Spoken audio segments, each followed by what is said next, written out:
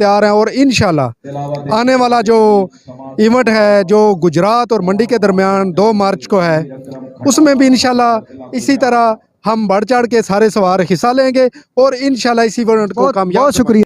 तो आइए हम लाइव मेला देखते हैं जी। मजीद के बाद नजराना अकीदत महजूर सरवर कौनैन सल्लल्लाहु अलैहि वसल्लम बयान फरमाएंगे जनाब।